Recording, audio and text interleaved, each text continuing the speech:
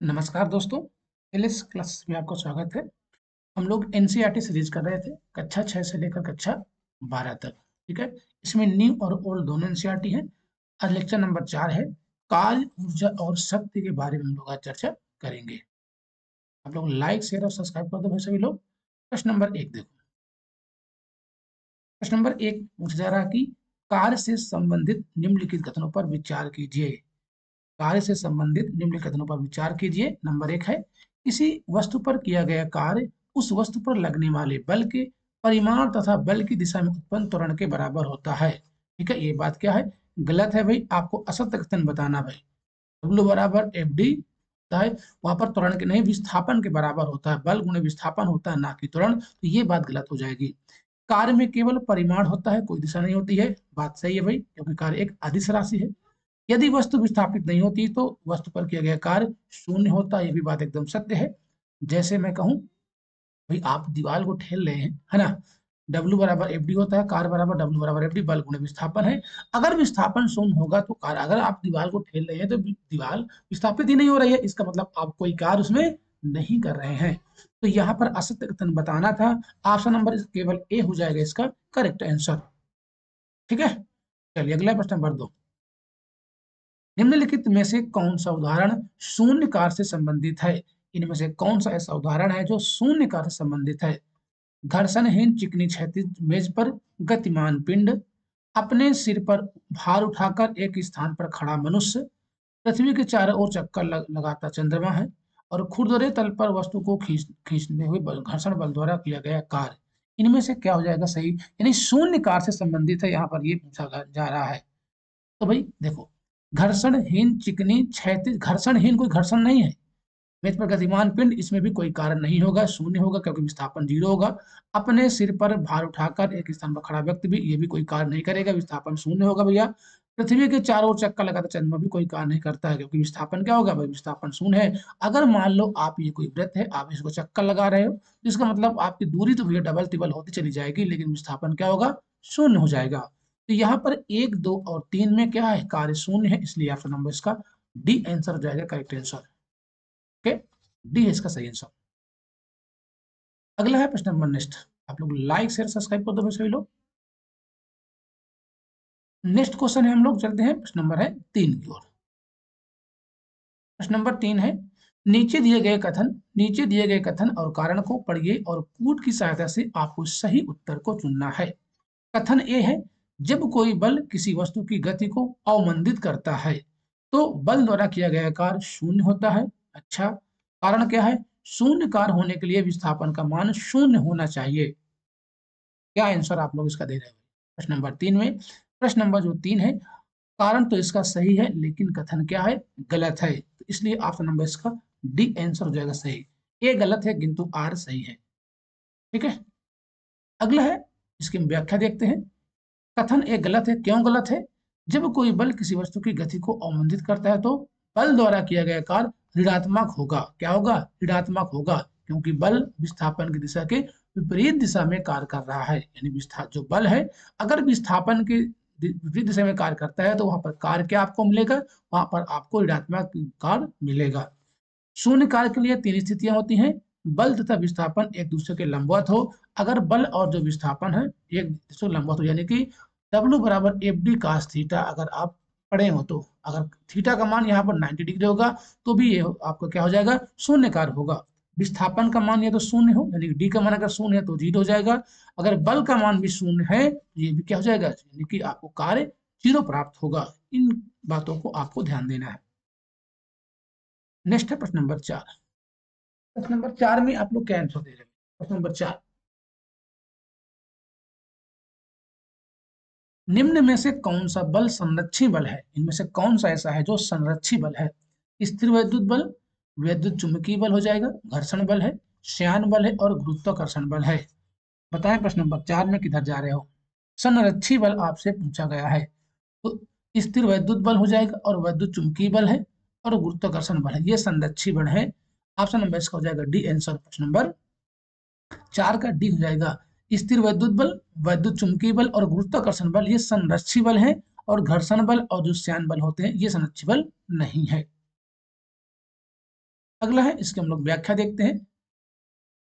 तो इसकी व्याख्या, स्थिर वैद्युत बल, वैद्युत चुंबकीय बल, गुरुत्वाकर्षण बल संरक्षी बल के उदाहरण हैं, क्योंकि इन बलों के द्वारा किसी पिंड को एक बिंदु से दूसरे बिंदु तक ले जाने में किया गया कार्य, जो कार्य है, केवल पिंड की प्रारंभिक तथा अंतिम स्थिति पर निर्भर करता है, पिंड के पथ पर निर्भर नहीं करता है। क्या है? यानी कि जो पिंड के प्रारंभिक अथवा अंतिम स्थिति पर निर्भर करता है, पिंड के पथ पर निर्भर नहीं करता, तो संरक्षी बल इसलिए है। जबकि घर्षण बल और श्यान बल असंरक्षी बल के उदाहरण हैं, क्योंकि इन बलों के द्वारा किसी पिंड को एक बिंदु से दूसरे बिंदु तक ले जाने में किया गया कार्य पिंड की प्रारंभिक अथवा अंतिम स्थिति के साथ साथ पिंड द्वारा तय किए गए पथ पर भी निर्भर करता है। यानी जो पिंड है उसके उसके द्वारा तय किया गया पथ पर भी निर्भर करता है घर्षण बल। आगे हम लोग पढ़ेंगे। जो घर्षण बल होते हैं 3 प्रकार के होते हैं। स्थैतिक घर्षण हो होता है, एक होता है सर्पी घर्षण होता है, एक लोटनी घर्षण होता है। क्या है? जिसमें से स्थैतिक घर्षण का मान सबसे ज्यादा होता है, फिर उसके उसके बाद सर्पी है, इसके बाद लोटनी है। अगर लोटनी का सबसे कम होता है, स्पर्शी का सबसे ज्यादा होता है। अगला है प्रश्न नंबर, नेक्स्ट है प्रश्न नंबर 5। निम्न कथनों पर विचार कीजिए। निम्न कथनों पर आपको विचार करना है। किसी वस्तु में निहित ऊर्जा का मापन उसके द्वारा किए गए कुल कार्य से किया जाता है। किसी वस्तु में निहित ऊर्जा का जो मापन है उसके द्वारा किए गए कुल कार्य से किया जाता है। यांत्रिक ऊर्जा, विद्युत ऊर्जा तथा प्रकाश ऊर्जा का योग होता है। या जो यांत्रिक ऊर्जा होता है वो विद्युत ऊर्जा और प्रकाश ऊर्जा का योग होता है। आपको सत्य कथन बताना है, इनमें से क्या हो जाएगा सत्य कथन। इसका केवल ऑप्शन नंबर 1 सही है, इसलिए ऑप्शन नंबर इसका ए हो जाएगा करेक्ट आंसर। ये बात गलत है। नंबर 2 क्या है? गलत है, केवल इसका 1 सही है। इसकी व्याख्या देखते हैं हम लोग। जो गलत क्यों है? क्योंकि यांत्रिक ऊर्जा जो होता है वो गतिज ऊर्जा स्थितिज ऊर्जा का योग होता है। जो यांत्रिक ऊर्जा होता है वो गतिज ऊर्जा प्लस स्थितिज ऊर्जा का योग होता है, ना कि प्रकाश ऊर्जा और विद्युत ऊर्जा का योग। प्रश्न नंबर है 6।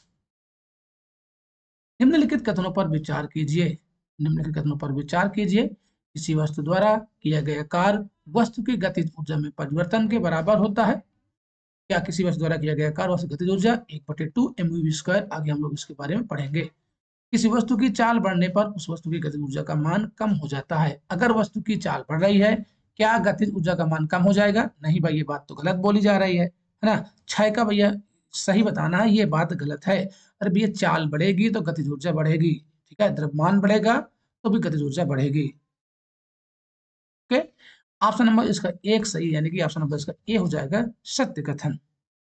किसी वस्तु द्वारा किया गया कार्य वस्तु की गति ऊर्जा में परिवर्तन के बराबर होता है, ये बात सत्य है। ठीक है, चलो इसके हम लोग देखते हैं।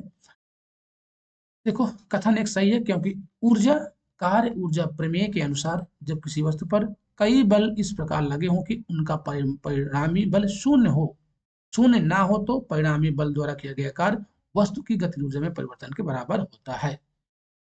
तो गलत है, क्योंकि हम जानते हैं कि गति ऊर्जा बराबर होता है 1/mv²। v पिंड का वेग है और ये m का द्रव्यमान है। ठीक है, अगर इस सूत्र के माध्यम से बात करें तो अगर चाल बढ़ेगी तो गति ऊर्जा का मान बढ़ेगा, द्रव्यमान भी बढ़ेगा तो तब भी बढ़ेगा, ये बात आपको ध्यान देना है। ठीक, अगर यहीं पर मान लो ये समानुपाती में, अगर विलोमानुपाती में होता, यानी व्युत्क्रमानुपाती होता। देखो, अगर मैं कहूं, समझना, यहाँ पर ये लिखा है 1/2 mv²। ये दोनों के में समानुपाती में है। अगर ये बढ़ेगा तो ये भी बढ़ेगा। अगर यहीं पर विलोमानुपाती में ऐसे होता, ठीक है, तो अगर ये बढ़ेगा तो ये घटेगा, ये घटेगा तो ये बढ़ेगा। ये पॉइंट आपको ध्यान देना है। नेक्स्ट है प्रश्न नंबर है 7। जब कोई व्यक्ति कील ठोंकने के लिए हथौड़े को किसी ऊंचाई तक उठाता है तो इसमें संचित ऊर्जा क्या होती है? कोई व्यक्ति है और ये हथौड़ा को उठाते हैं भैया, ये हथौड़ा मतलब उठा रहे हैं, उसमें ऊर्जा, संचित ऊर्जा क्या है? गतिज ऊर्जा है या स्थितिज ऊर्जा, रासायनिक ऊर्जा और विद्युत ऊर्जा। प्रश्न नंबर 7। ठीक है, तो भाई स्थितिज ऊर्जा होती है हथौड़े में, क्या होता है? स्थितिज ऊर्जा। ऑप्शन नंबर इसका बी आंसर हो जाएगा, प्रश्न नंबर 7 का करेक्ट आंसर। नेक्स्ट प्रश्न नंबर अगला हम लोग देखते हैं। चलिए इसकी व्याख्या देखते हैं। जब कोई व्यक्ति कील ठोकने के लिए हथौड़े को ऊपर उठाता है तो उसमें गुरुत्वीय स्थितिज ऊर्जा संचित हो जाती है। इस ऊर्जा का उपयोग कील ठोकने के लिए किया जाता है। अगला है प्रश्न नंबर 8। निम्नलिखित में से कौन सी क्रिया या क्रियाओं में स्थितिज ऊर्जा संग्रहित रहती है? इनमें से तीर को धनुष की डोरी पर रखकर खींचने में संचित ऊर्जा, किसी खिलौने वाली कार में चाबी भरने पर उसकी कमाने में संचित ऊर्जा, स्प्रिंग को खींचने पर उसमें उपार्जित ऊर्जा, या बहती हुई हवा में निहित ऊर्जा। आपको ये बताना इनमें किन क्रियाओं में स्थितिज ऊर्जा संग्रहित या संचित रहती है। प्रश्न नंबर 8। ठीक है, तो बहती हुई हवा में भैया नहीं होती है, बाकी इन तीनों में क्या है, स्थितिज ऊर्जा संचित रहती है, लेकिन बहती हुई हवा में निहित नहीं होती है। ऑप्शन नंबर इसका सी आंसर हो जाएगा। अगर तीर को धनुष की डोरी पर रख कर खींचने में जो संचित ऊर्जा उसमें भी स्थितिज ऊर्जा होती है, और जो आप खिलौने देखोगे छोटी छोटी चाबी होगी, अगर वो भर जाते हैं तो चलने लगता है ना, उसमें भी आपकी होती यानी कि स्थितिज ऊर्जा होती है। स्प्रिंग को खींचने पर उसमें जो उपार्जित ऊर्जा होती है उसमें भी स्थितिज ऊर्जा ही होती है, लेकिन बहती हुई हवा में निहित जो उसमें स्थितिज ऊर्जा नहीं होती। भाई बह रही है और नहीं गति कर रही है तो उसमें हो जाएगी गतिज ऊर्जा। ओके, देखो, चार असत्य था। क्यों असत्य था? क्योंकि बहती हुई हवा में गति के कारण गतिज ऊर्जा संचित रहती है। गति के कारण कौन सी गतिज ऊर्जा संचित रहती है? नेक्स्ट है प्रश्न नंबर 9। वायु शक्ति में ऊर्जा का कौन सा रूप विद्युत ऊर्जा में परिवर्तित होता है? वायु शक्ति में, सिंपल सा प्रश्न है जो कि अभी आपने पढ़ा कि गतिज ऊर्जा, उसमें क्या होती है भाई, गतिज ऊर्जा होती है, यानी गति के कारण उत्पन्न ऊर्जा को गतिज ऊर्जा कहते हैं। ऑप्शन नंबर इसका ए हम आंसर हो जाएगा। ठीक है, अगला है, चलिए व्याख्या देख लेते हैं हम लोग। वायु शक्ति में गतिज ऊर्जा प्रायः विद्युत ऊर्जा में परिवर्तित होती है। वायु की तीव्र गति के कारण इनमें गतिज ऊर्जा होती है। इस गतिज ऊर्जा का उपयोग निम्न कार्यों में किया जाता है: विद्युत उत्पादन में, नदियों तथा समुद्र में नाव चलाने के लिए, पृथ्वी की सतह के अंदर से पानी बाहर निकालने के लिए। अगला है प्रश्न नंबर 10। प्रश्न नंबर 10 देखिए, प्रश्न नंबर 10 में क्या आपसे पूछा जा रहा है। ठीक है, ऊर्जा रूपांतरण के संदर्भ में निम्नलिखित कथनों पर विचार कीजिए। इसमें ऊर्जा रूपांतरण के संबंध में आपको विचार करना है। ऊर्जा को नष्ट तो किया जा सकता है, लेकिन ऊर्जा को उत्पन्न नहीं किया जा सकता है। ये बात क्या है? ये बात सही नहीं लग रही है। ये बात क्या है? एकदम गलत है। ऊर्जा को ना हम नष्ट कर सकते हैं, ना ही उत्पन्न। एक रूप से दूसरे रूप में इसका सिर्फ परिवर्तन कर सकते हैं। यहाँ पर ऑप्शन नंबर 1 क्या है? गलत है। ऊर्जा रूपांतरण की अवस्था में निकाय की कुल ऊर्जा अपरिवर्तित रहती है। ये बात सत्य है। तो इसका ऑप्शन नंबर इसका ओनली बी हो जाएगा करेक्ट आंसर। क्या हो जाएगा? इसका बी हो जाएगा सही आंसर। बाकी सारी बातें क्या है? गलत हैं। नेक्स्ट है प्रश्न नंबर अगला है,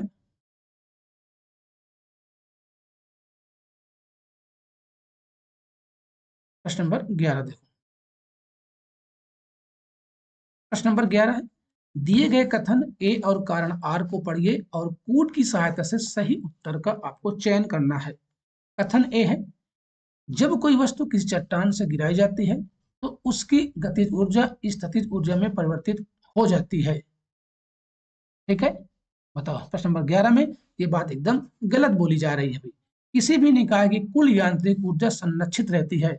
यांत्रिक ऊर्जा क्या होती है भाई? गतिज ऊर्जा प्लस स्थितिज ऊर्जा, वो होती है यांत्रिक ऊर्जा। ये बात एकदम सत्य है, यानी कि कारण इसका सही है लेकिन कथन गलत है। इसलिए ऑप्शन नंबर इसका डी आंसर हो जाएगा करेक्ट। क्या हो जाएगा इसका? डी आंसर करेक्ट इसका हो जाएगा। ठीक है, इसकी व्याख्या देखते हैं हम लोग। कथन ए गलत है, किंतु कारण क्या सही है? क्योंकि जब कोई वस्तु चट्टान से गिराई जाती है तो उसकी स्थितिज ऊर्जा गतिज ऊर्जा में परिवर्तित, तो उल्टा दे दिया है भाई। मान लो कोई वस्तु चट्टानी है, इसको हम गिरा दें, अगर वो भले स्थित है ना तो वहां पर स्थिति ऊर्जा है, अगर उसको हम गिरा देते हैं तो उसमें गतिज ऊर्जा उत्पन्न हो जाती है। ये बात सही थी। ठीक है, अर्थात स्थितिज ऊर्जा का मान घटता है और गतिज ऊर्जा का मान बढ़ता है, परंतु निकाय की संपूर्ण ऊर्जा का मान नियत रहता है, अर्थात निकाय की कुल यांत्रिक ऊर्जा संरक्षित रहती है। अच्छा प्रश्न था, इसको ध्यान देना भाई। तो भैया चलिए अगला प्रश्न नंबर है 12।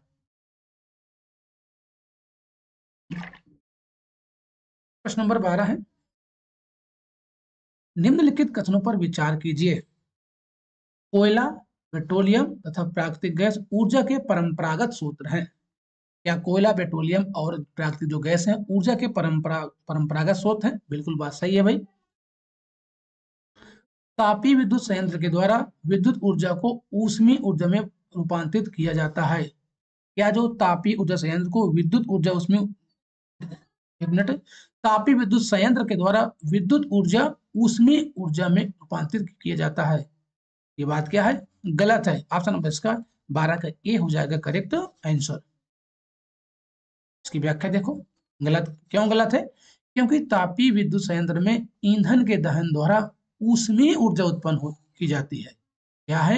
अगर आप ईंधन दहन कर रहे हैं यानी तापीय ऊर्जा में, तो उसमें ऊष्मीय ऊर्जा उत्पन्न होती है, ना कि विद्युत। जिसे विद्युत ऊर्जा में रूपांतरित किया जाए, उसमें उल्टा दे दिया था, उसमें विद्युत ऊर्जा से ऊष्मीय ऊर्जा की बात कर रही थी, लेकिन इसमें ऊष्मीय ऊर्जा से विद्युत ऊर्जा में परिवर्तन होता है, ये पॉइंट, इसलिए वो गलत था, उल्टा दिया था। नेक्स्ट प्रश्न नंबर 13, निम्न में से कौन सी हानि जल विद्युत उत्पादन नहीं होती है? निम्न में कौन सी हानि जल विद्युत उत्पादन द्वारा नहीं होती है, ये पूछा गया है। ग्रीन हाउस गैस की उत्पत्ति, ग्रीन हाउस गैस, खेतों की उत्पादन क्षमता में कमी, अम्लीय वर्षा का निर्माण हो, और जीव जंतु मछली आदि का प्रभावित होना। प्रश्न नंबर 13 में आपसे ये पूछा जा रहा है कि निम्न में से कौन सी हानि जल विद्युत उत्पादन द्वारा नहीं होती? जल विद्युत उत्पादन से हानि अम्लीय वर्षा का निर्माण नहीं होता है, बाकी इनमें तो हानि होती है, लेकिन अम्लीय वर्षा का निर्माण नहीं होता है। ऑप्शन नंबर इसका सी हो जाएगा सही आंसर। ओके भैया, देखो, अम्लीय वर्षा का निर्माण जल विद्युत उत्पादन द्वारा नहीं होता है। अम्लीय वर्षा होने के कारण यह है कि कारखानों तथा वाहनों से सल्फर डाइऑक्साइड और नाइट्रोजन ऑक्साइड के प्रदूषक उत्सर्जित होकर पृथ्वी के वायुमंडल में उपस्थित जल के साथ क्रिया करके नाइट्रिक अम्ल और गंधक का तेजाब बनाते हैं, जिससे अम्लीय वर्षा का निर्माण होता है। जलीय विद्युत संयंत्र द्वारा उत्पन्न जलीय विद्युत उत्पादन में निम्नलिखित हानियां होती हैं। बांधों का निर्माण वातावरण को नुकसान पहुंचाता है, और इससे खेती की उत्पादक क्षमता में कमी आ जाती है, जिससे फसलें भी प्रभावित होती हैं, फसलों की मात्रा भी कम हो जाती है। अगला है प्रश्न नंबर नेक्स्ट,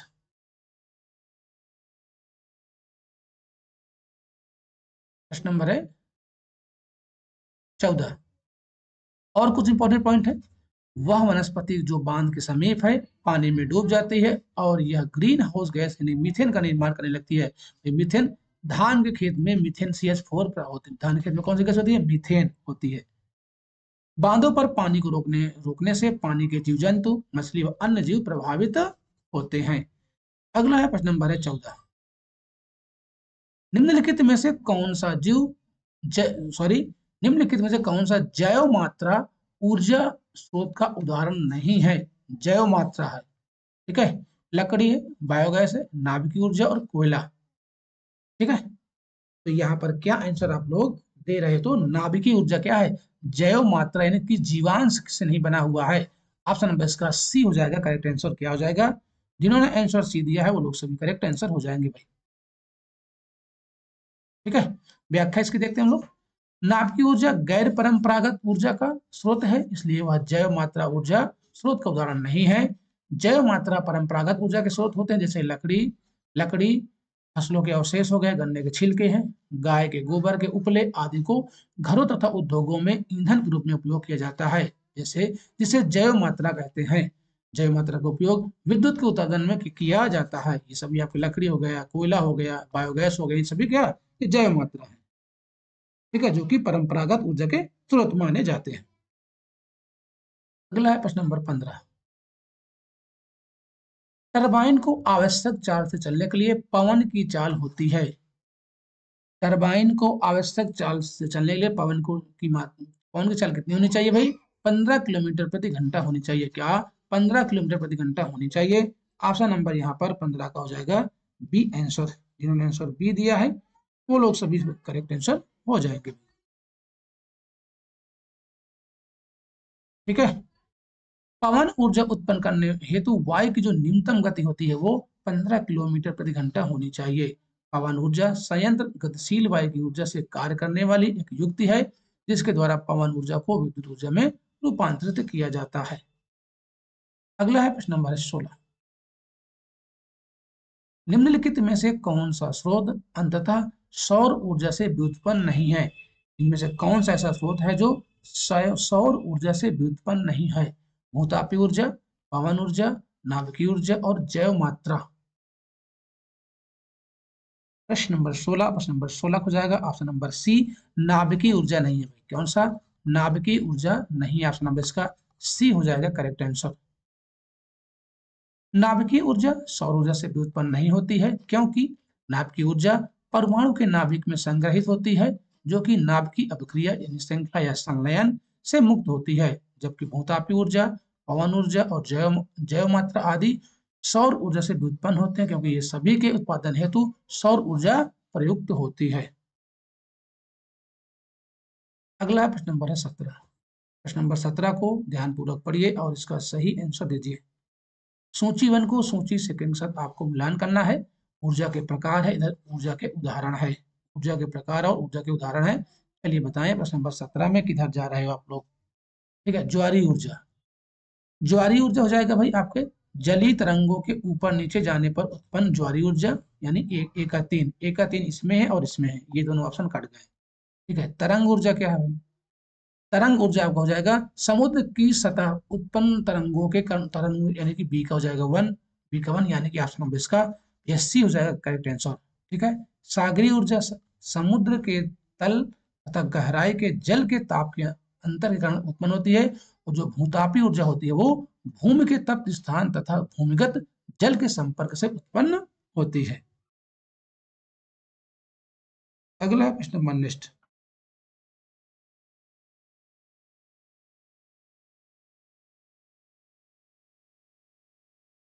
प्रश्न नंबर 18 देखो। नंबर 18 है, सौर सेल को बनाने के लिए किस तत्व का उपयोग किया जाता है? सौर सेल को बनाने के लिए किस तत्व का उपयोग किया जाता है? सीरियम, सिलिकॉन, फास्फोरस और जर्मेनियम। ठीक है, ये प्रश्न कई बार पूछा गया है। इसका आंसर हो जाएगा सिलिकॉन, ऑप्शन नंबर इसका बी आंसर हो जाएगा सही आंसर, बी इसका। सौर सेल को बनाने के लिए सिलिकॉन का उपयोग किया जाता है। यह सौर ऊर्जा को विद्युत ऊर्जा में परिवर्तित करता है। यह वातावरण के अनुकूल तथा कोई प्रदूषण उत्पन्न नहीं करता है। इसको बनाने की प्रक्रिया बहुत महंगी होती है। अगला है प्रश्न नंबर 19। सागरीय तापीय ऊर्जा स्थानांतरण विद्युत संयंत्र तभी प्रचालित हो सकते हैं जब महासागर के पृष्ठ पर जल का ताप तथा 2 किलोमीटर की गहराई तक में जल के ताप में यानी कि 30 डिग्री सेल्सियस का अंतर हो, या महासागर के पृष्ठ पर जल का ताप तथा 2 किलोमीटर तक की गहराई पर जल के ताप में 20 डिग्री सेल्सियस का अंतर हो। ठीक है, तो यही बात क्या है? सत्य है भाई, इसमें से यही बात हो जाएगी सत्य।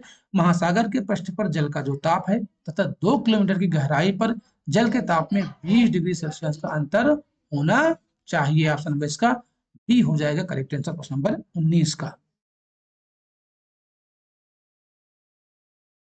ठीक है, चलिए इसके बारे में लोग देख लेते हैं। सागरीय तापीय ऊर्जा स्थानांतरण विद्युत संयंत्र तभी प्रचालित हो सकते हैं जब महासागर के पृष्ठ पर जल का ताप तथा 2 किलोमीटर तक की गहराई पर जल के ताप में 20 डिग्री सेल्सियस का अंतर हो। पृष्ठ के तप्त जल का उपयोग अमोनिया जैसे वाष्पशील द्रवों को उबालने में किया जाता है। इस प्रकार बने द्रव की वाष्प से टरबाइन घुमाता है, जो टरबाइन लगी होती है। महासागर की गहराई में ठंडे जल को पंपों से खींचकर वाष्प को ठंडा करके फिर संघनित किया जाता है। अगला है प्रश्न नंबर 20। प्रश्न नंबर 20 देखिए, निम्न कथनों पर विचार कीजिए। नाभिकीय विखंडन की प्रक्रिया में यूरेनियम, प्लूटोनियम तथा अथवा थोरियम के नाभिकों को निम्न ऊर्जा न्यूट्रॉन से बमबारी कराकर हल्के नाभिक में तोड़ा जाता है। हाइड्रोजन अथवा हाइड्रोजन समस्थानिकों से हीलियम उत्पन्न होना नाभिकीय विखंडन की प्रक्रिया है। अगला है प्रश्न, अगला जो है ऑप्शन देखो, अगला ऑप्शन है नंबर 3। नाभिकीय रिएक्टर नाभिकीय विखंडन पर आधारित होता है। इनमें से आप लोग क्या आंसर दे रहे हो? प्रश्न नंबर कौन सा भाई? प्रश्न नंबर 21, प्रश्न नंबर 20 है।